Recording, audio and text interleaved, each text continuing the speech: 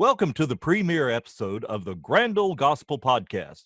On today's show, we introduce ourselves and talk about some of the funny things that happen to you when you travel on the road singing gospel music. Kick her off there, Wichita. You are now listening to the Grand Old Gospel Podcast, live from the beautiful city of Roses in Thomasville, Georgia. We're so glad you joined us today as two guys who love Southern gospel music have a nostalgic celebration of the individuals and groups whose musical legacy have left a lasting mark on Southern gospel music. Let's get started. Here are your hosts, Wendell, Carr, and Andy Daughtry.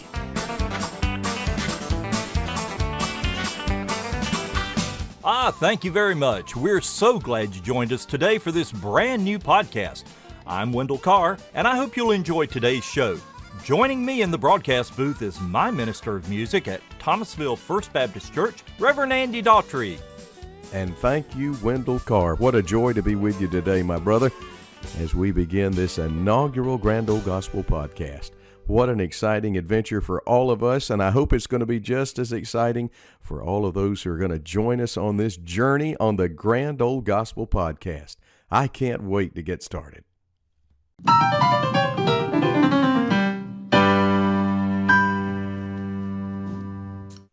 So, Andy, why don't you talk about how this podcast came to be? Well, Wendell, as you know, you and I have spent a lot of time together going over music together. You sing in the choir. We're in several groups together. And we always found that when we were talking about music, and particularly Southern gospel, we always came back to these great stories, things that we had read or we had heard or we personally lived. And we shared them about our heroes, our musical heroes in Southern gospel. And we would find we could talk for hours. And I don't know, I think it was you that said to us one day, you know, we ought to share this. We ought to celebrate it somehow. How about a podcast where we talk about these great stories and celebrate these waypavers, these pioneers that did it for the love of the gospel or the love of singing. They just wanted to sing, and they paved the way for the wonderful music that we have today in Southern gospel, and that's how we started putting it together.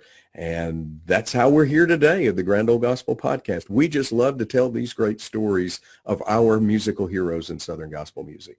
Yeah, it really was an offhand comment, just because you and I had been talking, I think, at the point for probably an hour.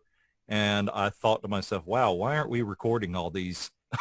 So that's right. Why aren't we putting them down? And the other thing we thought about, what a better way to introduce ourselves to this podcast audience than maybe to share a couple of road stories, things that we remember that were memorable. Oh gosh, you're gonna open up that can of worms.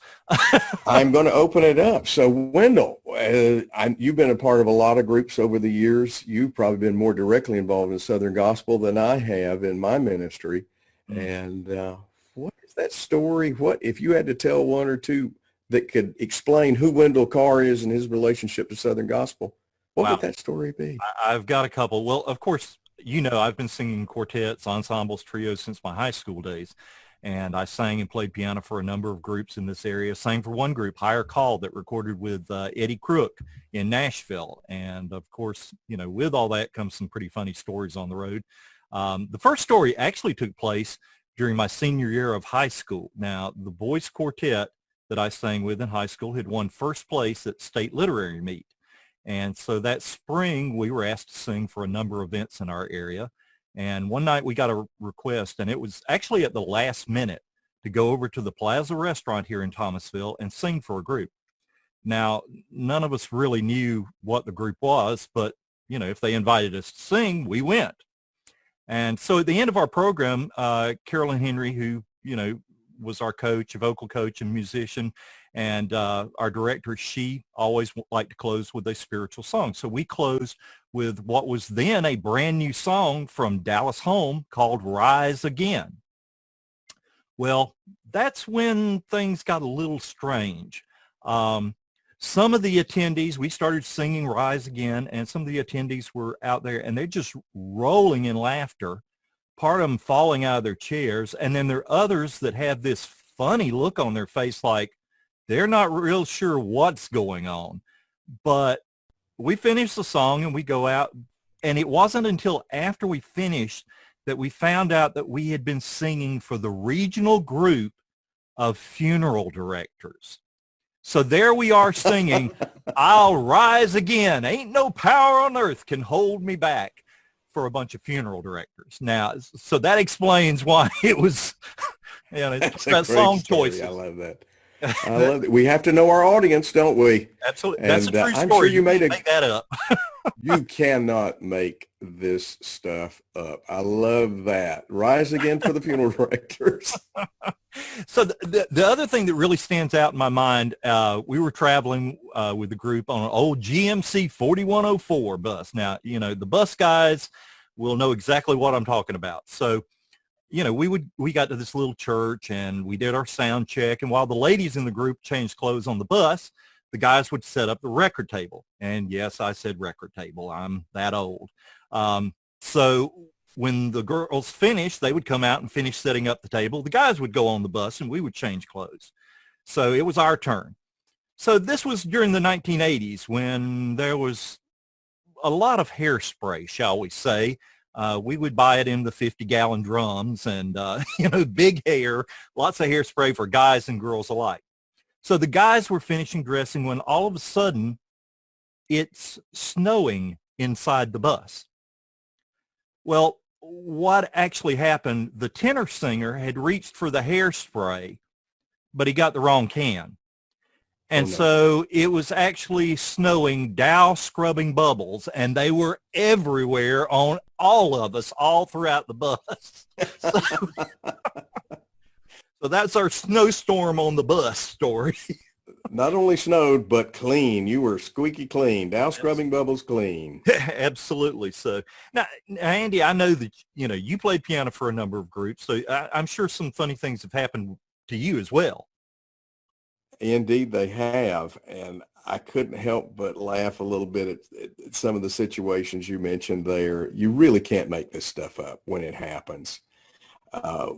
We were with a group when I served in the Valdosta area with some churches there, several ministers of music and a couple of retired band directors, and I formed a quartet. We call ourselves the Classics Quartet, and we sang old time, 4 men and a piano kind of stuff. And we had the chance to go and sing around a lot. Never forget, one night we had gone to sing in Waycross, Georgia. Now, there's a town Southern Gospel folks know, Waycross, Georgia. It's about an hour and a half from Valdosta down here in South Georgia, and a little over 2 hours from where we're from here in Thomasville. But over in Waycross, Georgia, this little church, and the Classics had sung that night, and as most groups do, we were going to change into our street clothes before going back home for the night. And in smaller church venues, if you've ever been there, there's not always a great place to change. And we didn't have a bus. We weren't that high up in the pecking order, and we didn't have a bus. We'd come over in our vehicle, and we were going to change. Anyway, long story short, we get back in the back in this little church. Many were made like this in South Georgia, where you had these Sunday school rooms in the front. And that's where they had asked us to put all of our clothes and everything. We went back in there, we're changing, talking about everything, getting ready to go home. And we were in various stages of undress when the door opened. And everybody froze because we didn't know what was going on. There was no place to hide, no place to run. It was, you didn't know where to say, whoa, whoa, whoa, what? Anyway, and this sweet, dear little old lady walked into the middle of this room of men changing clothes.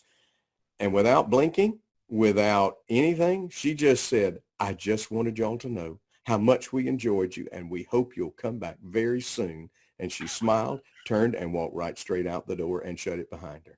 And we didn't know what to do, and then we just fell on the floor laughing because it was obvious she had raised a family full of boys, and the sight of all those guys changing clothes didn't bother her one whit. But that was probably our most embarrassing moment on the road there in Waycross, Georgia. I can imagine. Wow. That I can say that didn't happen. However, I have changed clothes before in the cemetery behind the gravestones with one person as lookout going, Carr!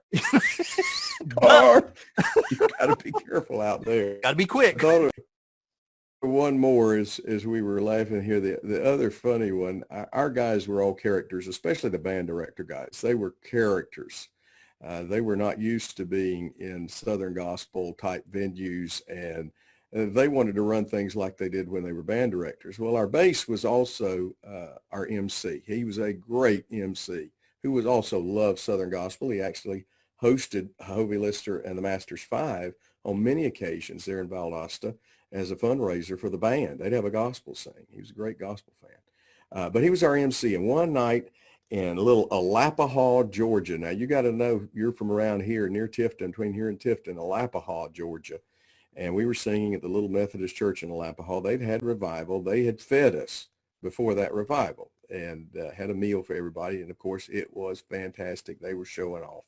And there was one particularly good pie at the dessert table. Now, the bass and I love peanut butter pie. That is a fantastic dessert. And that night, we both agreed we had one of the finest peanut butter pies we had ever had in our life.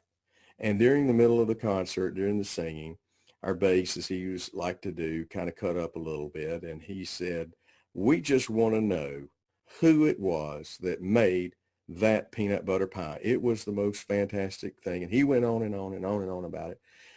And finally, one little timid little old lady, couldn't have been more than 4'11", stuck her little hand up. She was 90. She was a day. If she was a day, she was 90 years old, and just kind of lifted her hand in the back. And when he saw that, he said, "Ma'am, you made that peanut butter pie?" And she kind of giggled and said, "Yes." He put his microphone down, walked down the length of the aisle, knelt down beside where she was sitting, and very romantically said, "Will you marry me?" And it broke up the whole place. So that was one of those great nights that you remember, and of course endeared her. And she sent us home with the rest of that pie. And said, anytime alternative motives. There you go. There you go. But anyway, so those are good stories from the road about things we've experienced that were funny and memorable. That's right. And if you enjoy this, let us know in the comments below this podcast. I know I've got a number of other stories that I could tell. And if you enjoy this, we'll try to drop in some of those every so often. Okay. And we'll be right back after this.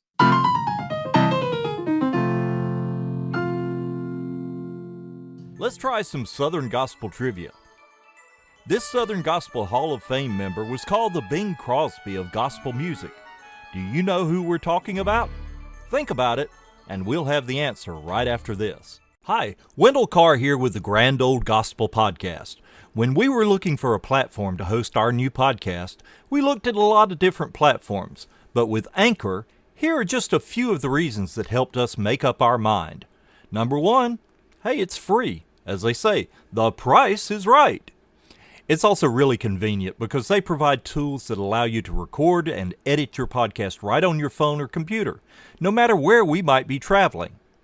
Anchor will also distribute your podcast for you so it can be heard on Spotify, Apple Podcast, and many more. You can also make money from your podcast with no minimum listenership. It really is everything we needed for our podcast all in one place. So check out Anchor. It really is the easiest way to make a podcast. Download the free Anchor app or go to anchor.fm to get started. Like what you hear so far? Make sure you never miss an episode of the Grand Old Gospel Podcast by clicking the subscribe button now. This podcast is made possible by listeners like you, and we thank you for your support. Now, let's get back to the show. So who was the Southern Gospel Music Hall of Fame member that was called the Bing Crosby of gospel music? He's better known for the over 500 songs he wrote, and we're talking about Vep Ellis, writer of such songs as Do You Know My Jesus? And that's our trivia question for this week. Now here's Andy to introduce a special guest. Memories! And we are very, very glad today to have on the Grand Old Gospel Podcast, Dr. David Ellis. David is the son of Reverend Vep Ellis, a prolific and well-known and well-loved gospel songwriter. He's in the Gospel Music Hall of Fame. And David and his lovely wife, Wanda, are now in Thackerville, Oklahoma. And they are former residents here in Thomasville. A lot of folks remember them fondly, and it's been my honor to get to know him and to enjoy visiting with him and he and his wife and learning about their ministry that they're doing today. But we want to talk today on the Grand Old Gospel Podcast about Vep Ellis and his contributions to gospel music, and nobody would know it better than our friend David Ellis. David, welcome to the Grand Old Gospel Podcast. Thank you, Andy and Wendell. It's a pleasure and a joy to be listening with you and talking to you. Well, we are honored to have you with us today, brother. And you and I have talked a lot about your dad. I want to start by asking, what is your most vivid memory of your father's ministry? Or it could be his singing, his preaching, whatever. What's your most vivid memory of your father? Well, now that's kind of a difficult question to answer. I thought you was going to ask me what's my most vivid memory of my dad, and I think it'll be the whippings I got. That would be, for a lot of us, our most vivid memories of our father, if we came along about the time we all did. Yeah. I loved my dad's preaching ministry, and I loved his music. I tell people all the time, and I'm sure I've told you, that Dad was my dad. So I did not see him like other people saw him. By growing up in a preacher's home and in a singer's home, I was always around preachers and always around singers. My dad had a way, and I hope that I've been able to inherit it, to minister in such a way that he was always able to relate to every age group in the audience, whether they be 85 or 90 or whether they be 6 or 7. He was always able to relate and hold everybody's attention. And his singing ministry to me was always such that even as his son, I enjoyed it, I listened to it, I paid attention to it. But when I was 8, I started singing with my dad and my mother as the Vep Ellis Trio and sang with him until I left home and got on my own. So all of my life was totally involved and surrounded by Dad's ministry. Well, he certainly, his legacy in the songs that were left. You mentioned the Vep Ellis Trio with your mom and dad, and probably, you and I were talking the other day, probably his best known song is the one that you actually said more Baptists they probably have sung the Church of God, and that's Do You Know My Jesus? Can you tell us about that song and how it came to be and your memories of that first time singing that song as the Vep Ellis Trio, I believe?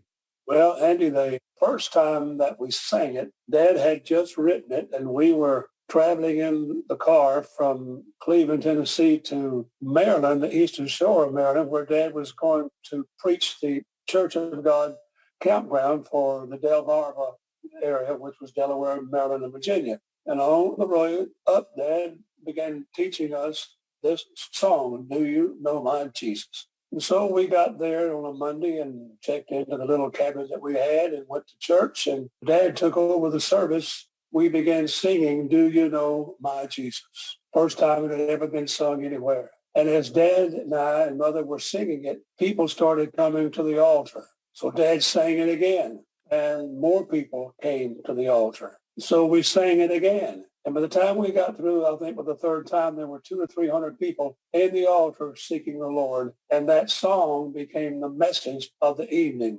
And the message of the song is so dynamic and yet so simple. It's just, do you know my Jesus? And talks about who he is and what he can do for you. And people have responded to it by the thousands over the years. And like I said, nearly everywhere I go, the Baptist churches are still using the old redback hymnal and have been using that song as an invitational song for years. Yes, they have. And I think I mentioned to you, we were really excited just in the last couple of years, brand new choral arrangement of Do You Know My Jesus has been released, and I bought it for our choir here at Thomasville. And just a testament to the lasting power of that message. It's a simple message, and that's what we, in sharing the gospel, do. We say, do you know my Jesus? That's the question. And I think that's why it's resonated and continues to resonate with people. What a powerful, powerful song. Your mom and dad, tell us a little bit about them. They had a special relationship. Now, her name was not her name, right? Tell us a little bit about how her name came about when they met. When my dad was 17, his father, my great-grandfather, was pastor of the East Chattanooga Church of God. And on a Sunday night, Dad and his buddy, who later became his brother-in-law, were sitting on the front seat of the choir because they had been playing their instruments. And my mother and her sister walked into the church. And my dad turned to his buddy and said, see that girl back there? I'm going to marry her. And he was 17. And so after church, he went back and introduced himself to her and said, and what's your name? And she said, Essie Mae. He said, no, from now on, you're going to be Miss Pat. So he renamed her Miss Pat. And until the day she died, she was known by everybody as Miss Pat. That's amazing. What a great story. What a great story. And theirs was, how many years were they married? Oh, yeah, you asked me a question I'll have to think about. They were married 52 years. Yes, wonderful. You mentioned also a song that he wrote, several songs for her. That was something out of the overflow of his heart and his love for her. There's one that has a particularly interesting story that maybe Miss Pat wasn't too fond of, which tell us a little bit about that song.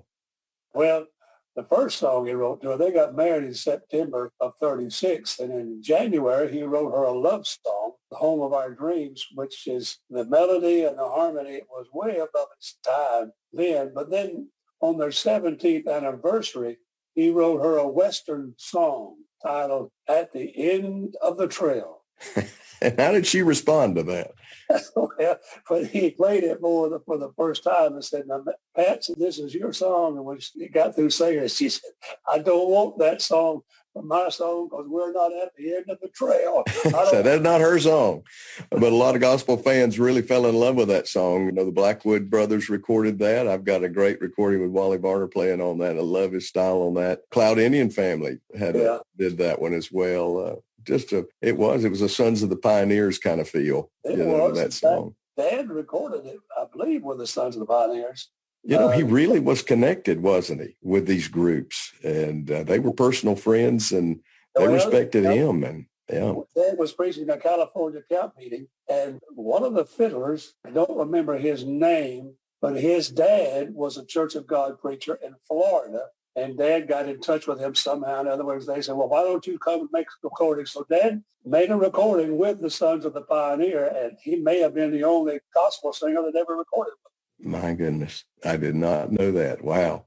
David, this is Wendell. Tell us a little bit about your dad and his ministry with Oral Robert. How did that all come about and some of the stories from that time period? Well, that occurred probably in the early 60s, after the late 50s. Dad had begun really involved with the Full Gospel Businessmen's Fellowship, Demas Shakarian's organization, and traveled across the country. But prior to that, when Dad was pastor in Sulphur Springs, Florida, or Tampa, Oral came to Tampa for a crusade, and Dad met him at that crusade. And they actually became friends during that time. And my dad received a healing during that crusade. So over the next few years, as we traveled and we would go through Tulsa, Dad would always go see Oral. In fact, one time we were there, and after they had met, we were about to leave to go on to wherever we were going. Dad took us down a road, down to the end of the road where there was nothing, and parked beside a pasture. And he said, Oral told me today that he's going to build a university out there in that pasture. So that's how far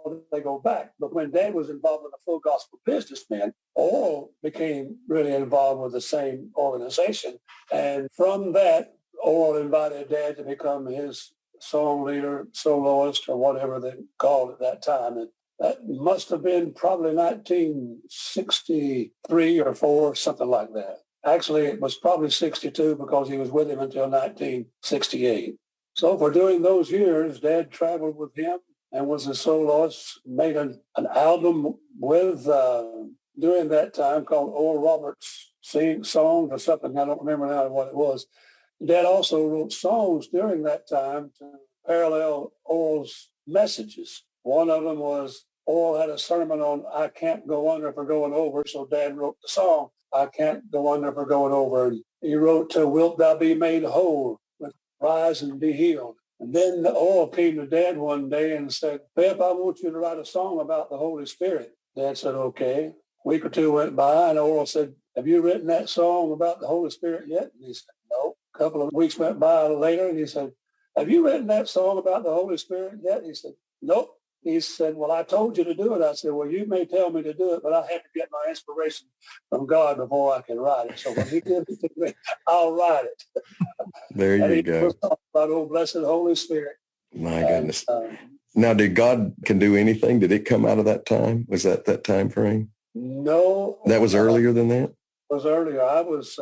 My God Can Do Anything came as a result of revival Dad was conducting in Cincinnati, Ohio, probably 54 or 5, something like that. And it came about on a Saturday night as Dad was praying about the Sunday service. Dad said, I heard myself say, Lord, I would like to see 50 souls in the altar in the morning. And as soon as he said it, he said, oh, well, no, not Sunday morning. I'm sorry. I asked for that. And the Lord spoke to him and said, no, you didn't ask for that. I asked for that.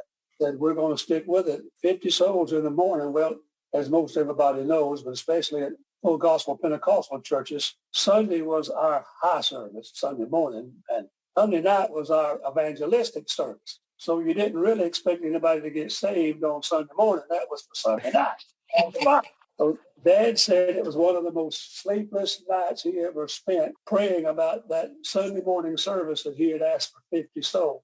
So Sunday morning, went to church and began his message. And when he got through and gave the invitation, which was unusual on Sunday morning, souls began coming to the altar.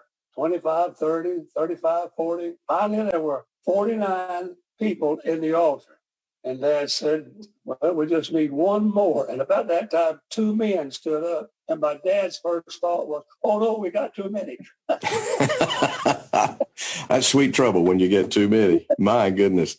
The man that was coming down the right aisle never made it to the altar. He fell on his knees in the aisle and accepted the Lord back there. So on a Sunday morning, there were 50 souls standing at the altar, in the altar, to accept the Lord. So on the way home after that revival, my dad's driving along talking to my mother, and he said, Pat, said, you know, if God could save 50 souls on Sunday morning, my God can do anything. And so that's how that song came about. How about that? He wrote a lot. What was his method, inspiration? Was it, could he just sit down and write a song? Or I'm sure he did sometimes, but what was his main way of writing? How did he come up, boy, with so many great songs? My dad, that I thought I knew pretty well, I just did not realize what a musical genius he was. And one of the most difficult things of him being my dad was that he did not understand why you didn't understand. Whenever he would be playing a song and he'd say, no, this chord is that, he didn't understand why you didn't get it. Now, Dad had the ability, and did many times, of before church service or like at Sunday school, ask the congregation for a song title. And then during the Sunday school class session, he would write a song and then sing that song in the church service. And he would do it at all-night singings. They would take suggestions from the audience, and then the audience would vote on the title of the song. And then Dad would write that song and then sing it with one of the quartets before the concert was over. But those songs, and some of them became fairly well-known songs, but the songs that were a part of Dad's spirit and soul were songs that, well, Dad told me one time, he said, son, if a song is inspired by the Lord, it will be either a song of praise or prayer. That's the only two categories that an inspired song is of.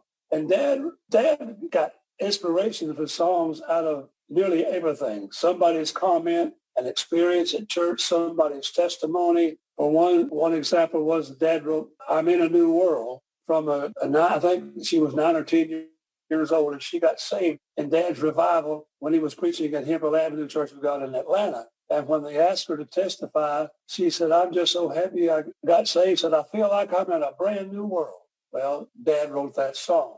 I know he heard my prayer was written from a 12-year-old girl that was dying. And when he was working in the church in Greenville, South Carolina, and the parents called for somebody to come to the church, to the house, and Dad went, and they said, held the girl's hand all night long, praying for her healing. And just as the sun was coming up, this 12-year-old girl woke up and said, Mother, I want something to eat. And she had not had anything to eat in days. Well, the mother just got excited as she went to the kitchen, started fixing breakfast. And Dad was sitting at a little breakfast table, and the mother said, I just knew he heard my prayer. And Dad said, give me a napkin or something. And Dad began writing the song. The clouds, I see the light of day. The sun is breaking through, and that's how I know he heard my prayer came about. Wow, what a great story. What a great story on that. I wish I knew more stories of Dad's. Everywhere I go, I run into people who tell me, your dad was in my house when he wrote this, and sometimes I will learn things from that. Indeed. You know the song, The Love of God? The love of God is great. Yes, another one of his great songs. Boy, the early Stamps quartets really did a lot with that one. The Blackwood brothers came by the house early in the afternoon. There was to be a concert at Tampa that night. And they asked Dad, said, have you written a song lately? He said, yeah, I've got one in there on the piano. I'm not really happy with it right now, but, well, let's sing it. That's so they all gathered around and sang it. And so James Blackwood, well, we need to sing that tonight at the concert. And Dad said, well, I'm just not sure about it. Anyhow, they did. My goodness. Dad just heard it and did it. And started singing it. Well, as they sung it, the audience began responding. Then other first tenor singers started coming out. Another one would come out, and they sang the song and sang the song. And by the time they'd sung it 3 or 4 times, every group that was in the concert was out there singing The Love of God. And the auditorium was filled with people standing on their feet. So that song got launched, even though Dad didn't really think a whole lot about it at the moment. That can happen with songwriters. Sometimes they don't necessarily feel good about feel a certain way about a song, but God had other plans. And there was another one I remember you've shared with me before, probably one of the more unique songs that you would hear from the pen of Vep Ellis, and that was Over the Moon. And how did he feel about Over the Moon?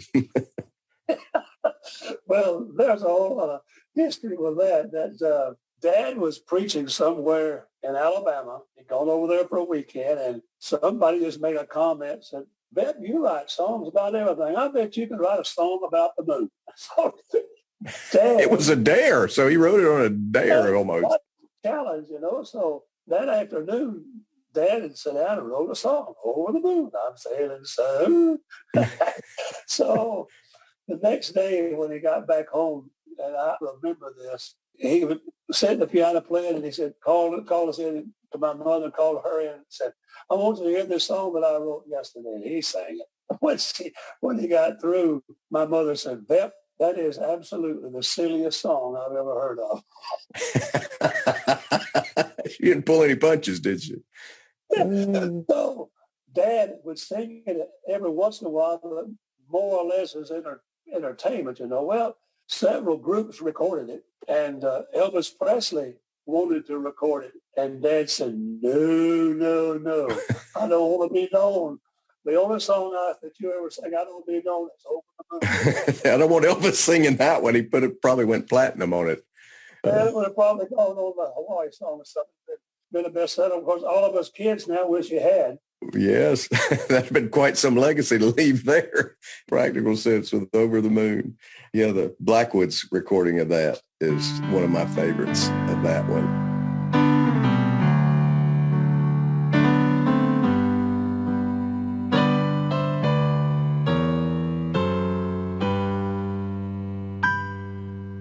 What an amazing story, and we aren't finished. We've got even more from David Ellis that we'll be sharing on next week's podcast. That's right.